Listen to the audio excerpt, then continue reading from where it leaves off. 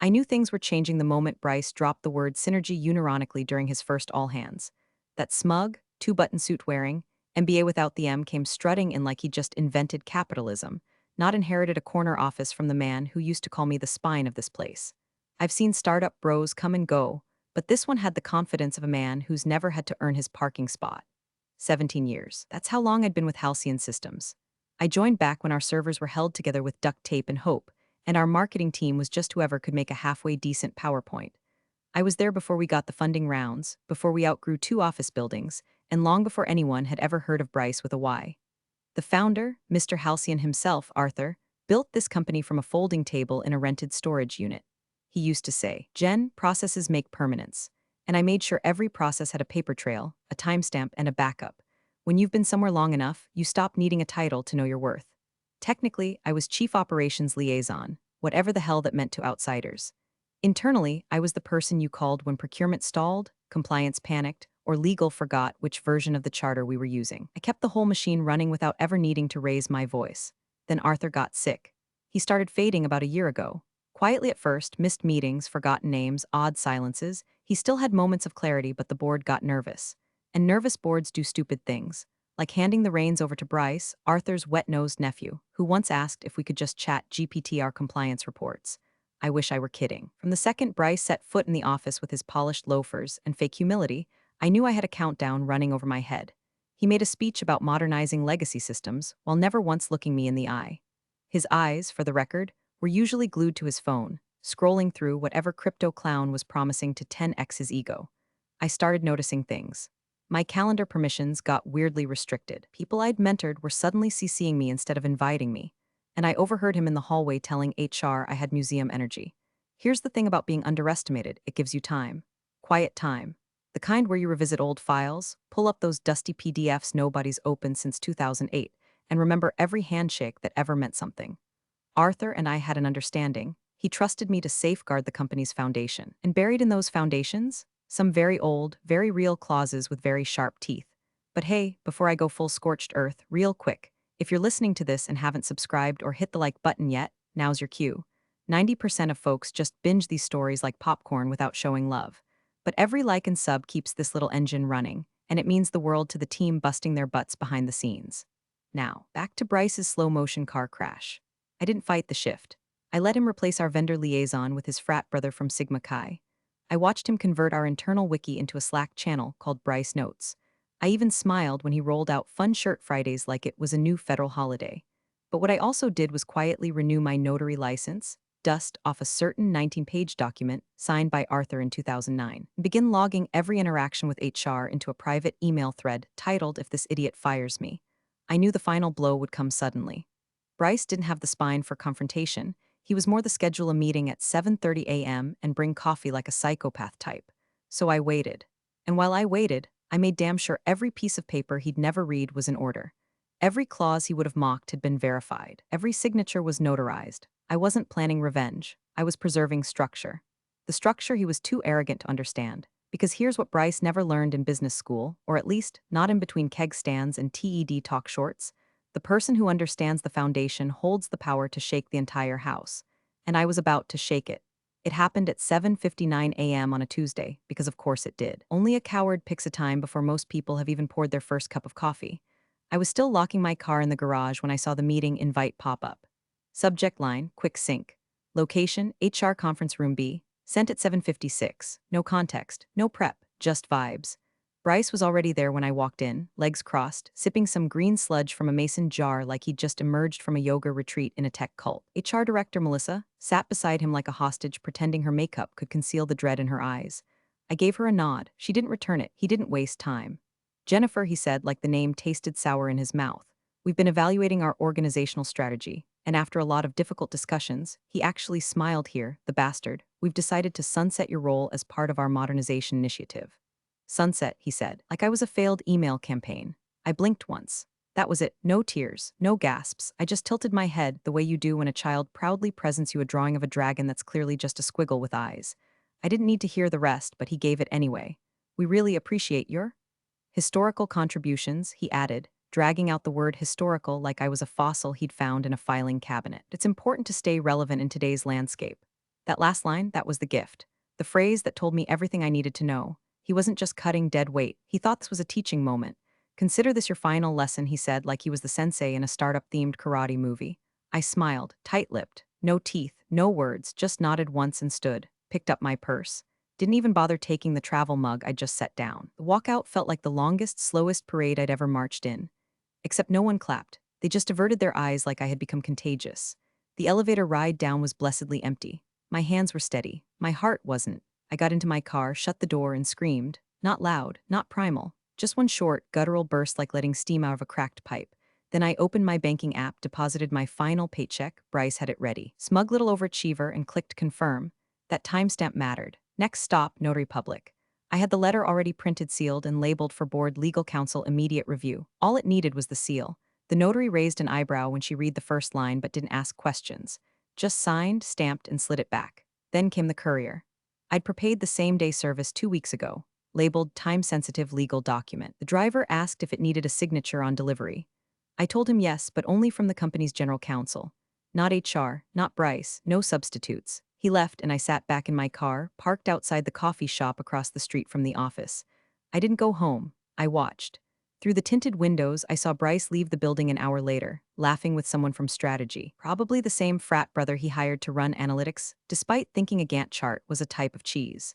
What Bryce didn't know was that the letter now in transit contained more than just flowery goodbyes or legal grumbling.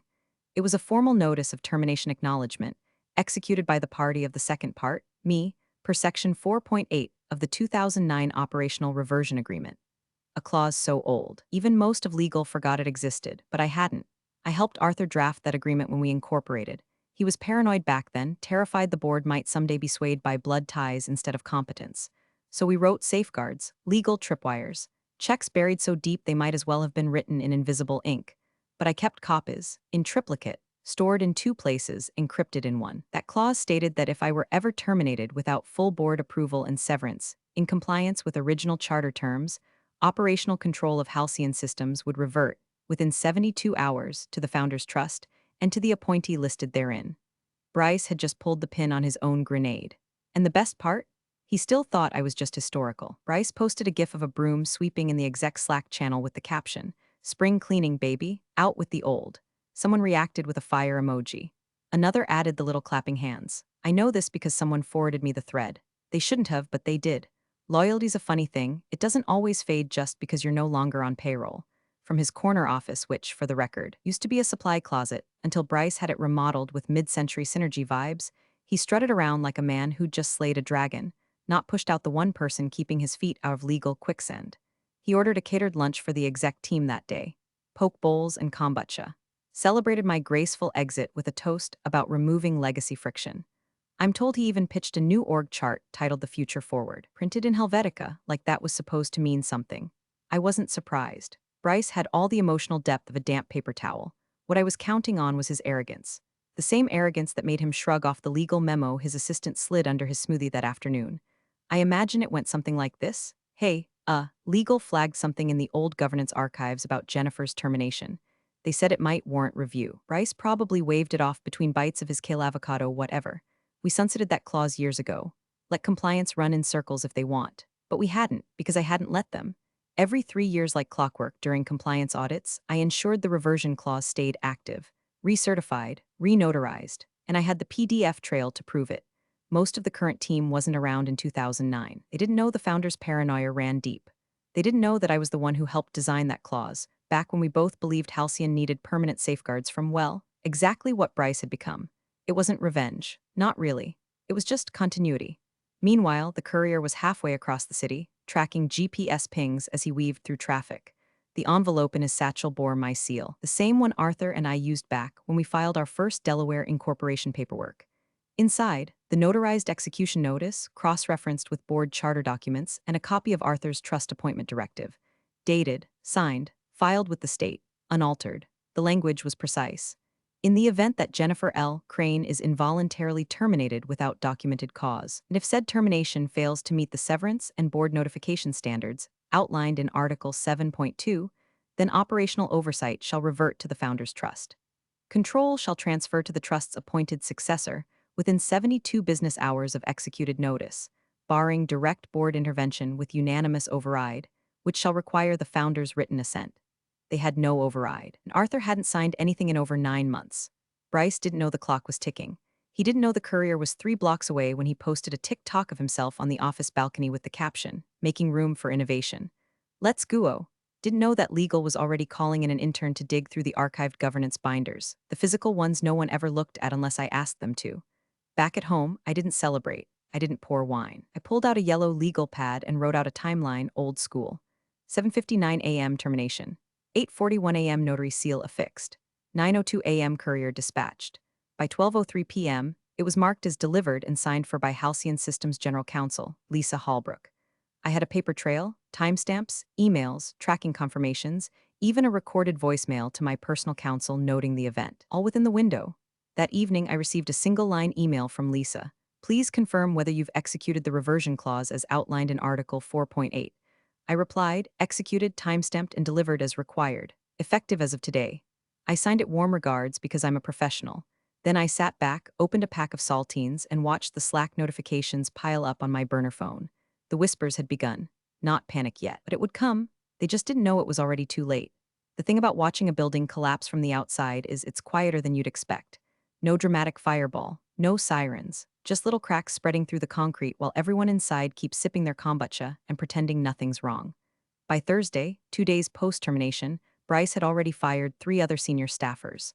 All of them had been with Halcyon since the early growth years. Our VP of Vendor Relations? Gone. Payroll Systems Manager? Out. The woman who built our onboarding framework from scratch while pregnant with twins? Reassigned. That one hit me harder than I expected. Her name was Patris. She brought me soup during a flu season in 17. Now she was escorted out without a goodbye email. In their place, frat bros, literal frat bros. His old college roommate Zach, who once got kicked off campus for hosting a whiteboard margarita night, was now our new chief strategy architect. No background in tech, no background in anything unless you count motivational crypto threads on Twitter. Another buddy named Kyle was installed as head of organizational vibes. I swear to you that was his title. Organizational vibes. Inside sources, meaning a few brave souls who still had me on their personal WhatsApp, sent me screenshots of Bryce's morning pep talks. Legacy doesn't equal loyalty, he wrote on Wednesday. We're building a future, not worshiping a past. Keep your energy clean, your ideas disruptive. Someone else captioned one of his videos with, "This is what happens when a LinkedIn post grows legs and walks into your office." I nearly choked on my coffee. From my little home office, nothing fancy, just a window seat and a beat-up desk. I sipped my dark roast and watched the Slack leaks roll in like postcards from a ship headed straight for the iceberg. Someone sent me a spreadsheet, projected cash flow for Q4. It had my formulas, my color coding, my notes in the margins still intact.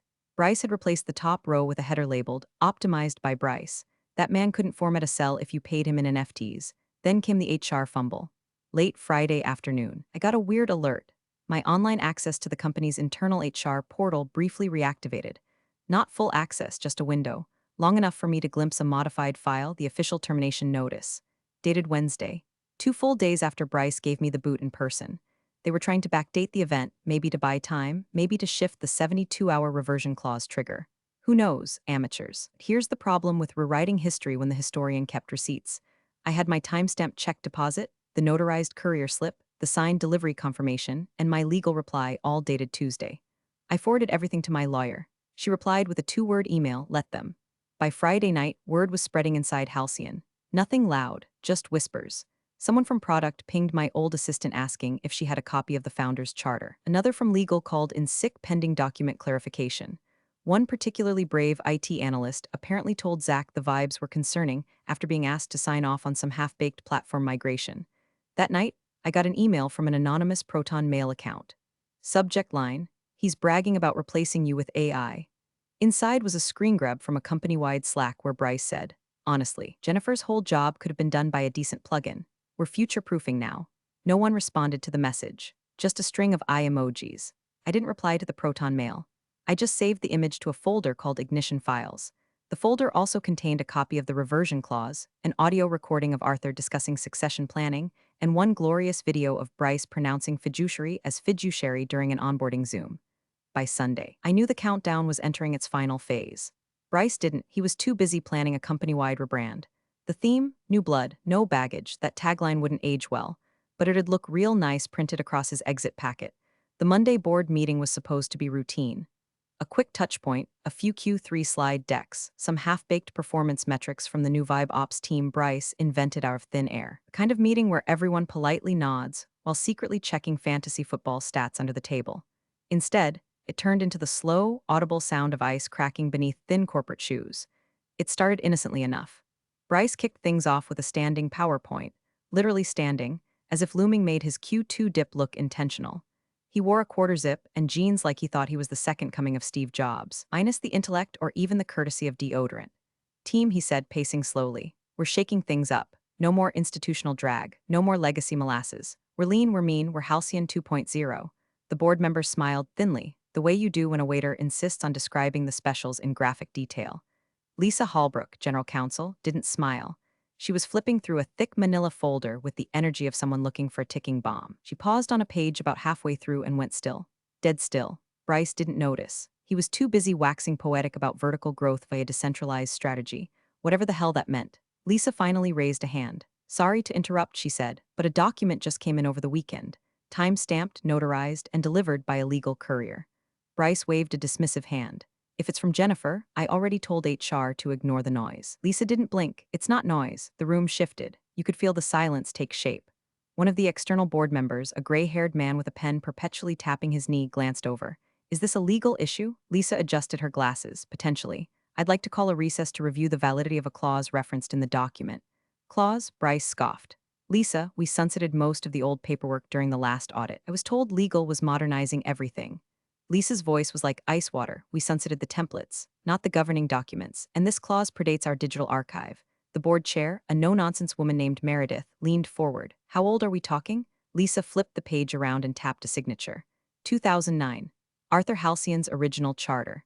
This clause was reviewed and reaffirmed during our 2018 compliance cycle, signed by both Arthur and the then-active board.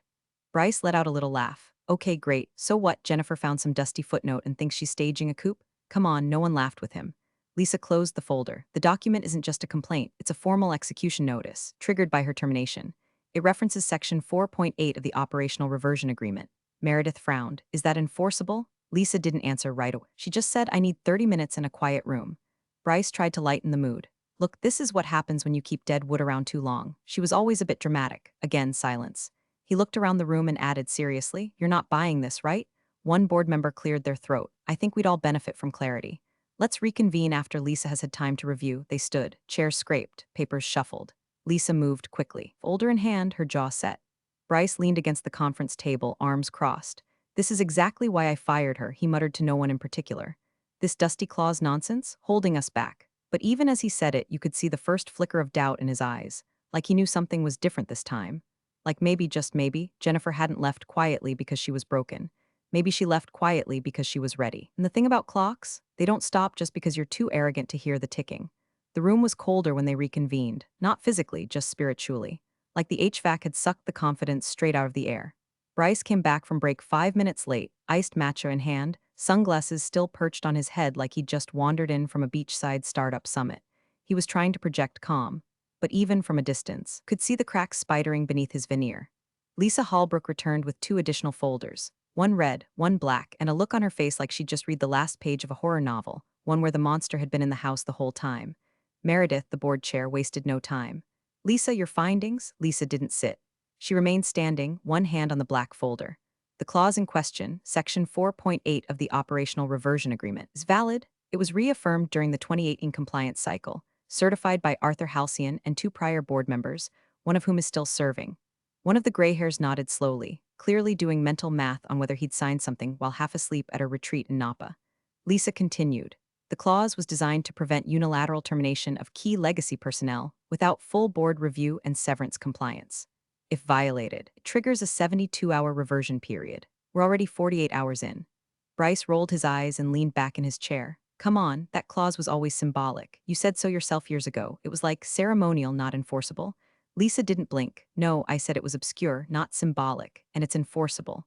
The severance terms were not met. The board was not notified in writing prior to termination. Founders Trust holds final authority in the event of a reversion. He sat up straighter. You're saying this thing, it's real? Lisa opened the black folder. Inside was a printed copy of the clause, signed by Arthur and initialed by Jennifer Crane, dated, stamped, and notarized. It's not just real, Bryce, it's active. And if we don't find a way to reverse it within the next 23 hours, operational control of Halcyon Systems reverts to the appointee listed in the trust. Bryce scoffed. Arthur hasn't updated that trust in years. You think he even remembers what he wrote down? Lisa's tone shifted. Sharper now, that doesn't matter. The trust has legal standing. And unless we can produce an updated document, which I've confirmed we cannot, then we are bound by what was last filed. Bryce stood, pacing. No, this is insane. This is not how governance works. You can't just undo a CEO because someone found a dusty binder. Pen-tapping board member finally spoke. You fired someone with a direct connection to the founder and assumed the paperwork wouldn't bite back. That's not a dusty binder, Bryce. That's a loaded gun you handed her. Bryce turned on Lisa. Why didn't legal flag this sooner? Lisa was calm. Too calm. We did. I emailed you a week before her termination suggesting we conduct a legacy document audit. You replied with a thumbs-up emoji and lol. A beat of silence. Meredith exhaled, slow and deliberate. So what happens if the clock runs out? Lisa opened the red folder this time. Then the appointee listed in the trust assumes operational oversight of Halcyon Systems, interim or otherwise, until such time as the board votes to restructure the charter. And the founder's written override is required for any changes. Arthur can't even hold a pen, Bryce muttered. Lisa's voice dropped. Then I suggest you use the time left to get creative. Bryce looked at the board. Desperate now, we can contest it. File for emergency injunction, delay the clause. Lisa, you'd need standing, which you don't have. The clause explicitly removes power from the acting CEO in the event of a triggering event. Then I'll call Arthur. He's under medical supervision. And you're not on the authorized contact list for trust matters. Jennifer is. The room froze. Meredith turned slowly. Excuse me, Lisa nodded. She was granted contact privileges in 2021. She's the only non-family individual with access to the trust files. Bryce dropped into his chair like someone had cut the strings in his knees. You're telling me she's the one? Lisa didn't answer. She didn't need to, because even Bryce could see it now. The one person he'd fired to prove a point had just become the point. And the worst part, we're still 23 hours left on the clock. By Tuesday morning, the walls were officially sweating.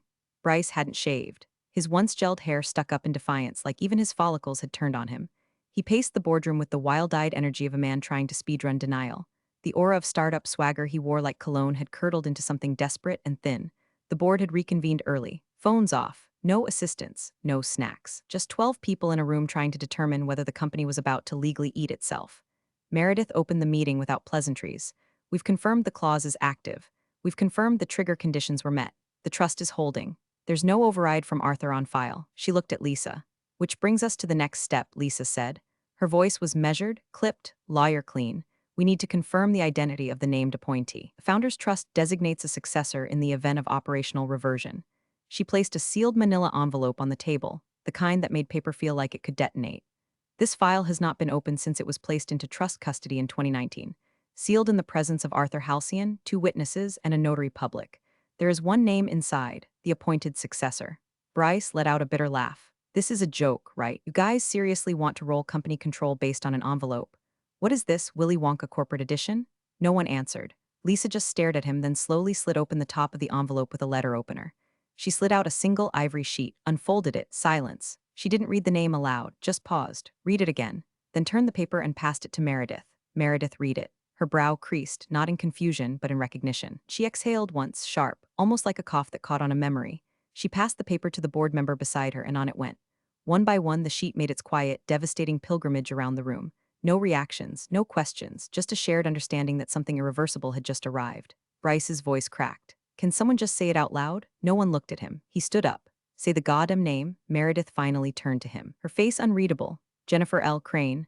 The words fell like a stone in a frozen lake, no splash, just a long, deep crack that kept spreading. Bryce actually stumbled back a step like the oxygen had been sucked out of his lungs. No, that's not possible. She was just operations. She was trusted, Lisa said quietly. He stared at her. You knew, I suspected, but I didn't know until now. Bryce ran a hand through his hair and let out a wild, dry laugh. You're telling me I fired the woman who's now legally in control of this company? Meredith nodded once. Yes, that's exactly what you did. He looked around the room like a man searching for escape hatches in drywall. We can override it, right? We can vote or no override without Arthur's written consent, Lisa interrupted. And as you've been reminded, Jennifer is the only one with trust access. If he's lucid and if he chooses to write something different, it has to go through her. The clock on the wall ticked, loud, obnoxiously loud. There were 15 hours left before the 72-hour window closed. 15 hours before control transferred fully, formally, irrevocably. And the name written in Arthur Halcyon's hand wasn't Bryce, it was Jennifer. The legacy molasses, the dead weight. The woman he thought he'd pushed off the chessboard. Except she wasn't off the board. She was the board. By 9 o'clock a.m., Bryce had called me 6 times. The first voicemail was cocky. "Hey, Jennifer, look, we may have gotten off on the wrong foot. Let's talk, yeah? Water under the bridge and all that." The second had a little more wobble. "I think there's been a misunderstanding.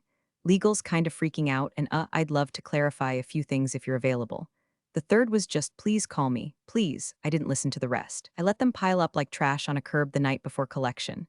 No response. No forwarding. No signal. Bryce was starting to understand that silence is its own language, and in this case it was screaming. Meanwhile, inside Halcyon HQ, the executive Slack channels had descended into the corporate version of a prison riot. Legal couldn't contain the leak. Someone, probably from the board, had whispered to someone at Venture Ledger that a legacy clause was in play and that the CEO's authority was under legal review. By noon, PR had fielded 9 calls from tech journalists. The 10th came from a local station who caught wind of executive instability and sent a camera crew to the front steps, just in time to film an intern having a panic attack outside. Bryce tried spinning it. He drafted a statement about collaborative transitions and elevating legacy leadership to advisory roles. Legal wouldn't approve it, said it could be interpreted as confirmation of loss of control. So he sent out a company-wide email titled, "Leadership Update Clarifying the Path Forward." Inside, nothing but fluff. No mention of the clause, no mention of the founder's trust, just a bloated wall of buzzwords stapled to panic. Within minutes, a reply all came in from someone in accounting. Just 3 words, "Is Jennifer back?" That email was forwarded to me by 5 different people, each with a different emoji reaction. Back inside the boardroom, Bryce was clawing at shadows. He pulled Lisa aside. "There has to be a way to delay this. Revoke the clause, challenge the trust, something." Lisa didn't blink. "We've reviewed every scenario. There's no legal footing. Your only option is Jennifer, then get her on the phone. She's not answering your calls, then you call her." Lisa sighed. "This is the reckoning, Bryce. You lit the match. You don't get to be surprised the house is on fire." By 3 o'clock p.m., a decision was made to inform Arthur. His health had deteriorated sharply in the last few months, limited speech, limited energy, but he was still lucid in short bursts. And most importantly, still legally competent. The trust executor flew out that morning. Bryce wasn't allowed in the room. Instead, Lisa went. She returned just after 5 o'clock p.m. The board was gathered, phones off, tension thick. Lisa placed her notes on the table and said quietly, "The founder has been informed of the clause and the pending reversion." He was shown the notarized document, the timestamps, and the trust directive. Meredith asked softly, "Did he understand?" Lisa nodded, fully. When shown the name of the appointee, he smiled. That word, smiled. "Something to Bryce," he snapped. "This is insane. You're letting some dinosaur from the analog age hit a reset button on a 9-figure company because of what?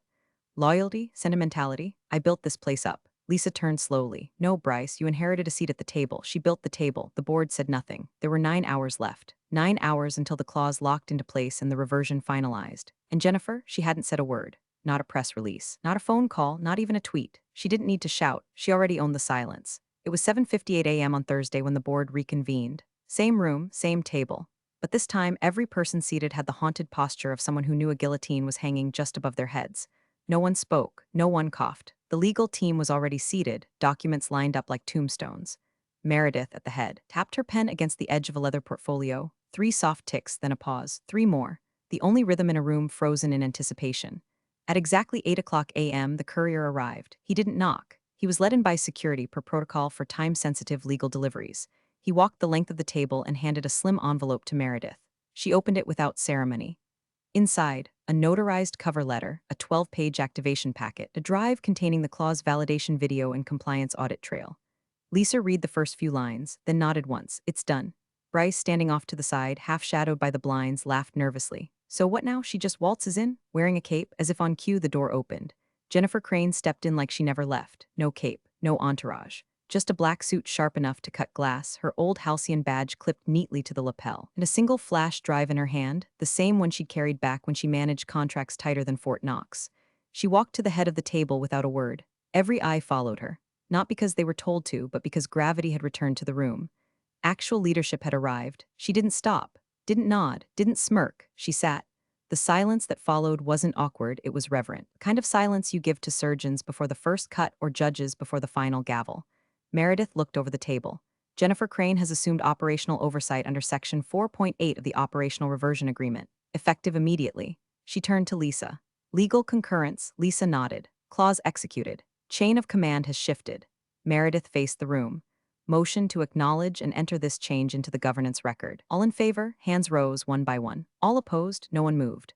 Bryce cleared his throat. You can't be serious. You're just going to hand her the keys? This is my company. Jennifer didn't even look at him. She opened her flash drive, connected it to the port in front of her, and waited as the screen came to life. A company-wide message populated the main dashboard. Title, Steady Hands, Clear Eyes. Below it, a simple paragraph about continuity, integrity, and respect for the values Halcyon was built on. It didn't need her name, everyone already knew. Security entered the room without a word. Bryce took a step back. Don't bother, he said, his voice brittle. I'll go. He turned to Jennifer. You really think you won? She finally looked up and smiled, not smug, not cruel, just calm, absolute, like the sun rising exactly when it said it would. Bryce, she said softly, nepotism's cute until it hits the charter. He froze. She stood, walked to him, and handed him a single sheet of paper, his separation agreement, already prepared, already signed by the board. As he took it, dazed, she leaned in just slightly, just enough for him to hear. Consider that your final lesson. You're the real MVPs of the office jungle. Thanks for watching. Smash that subscribe button, or the coffee pot might just forget your next brew.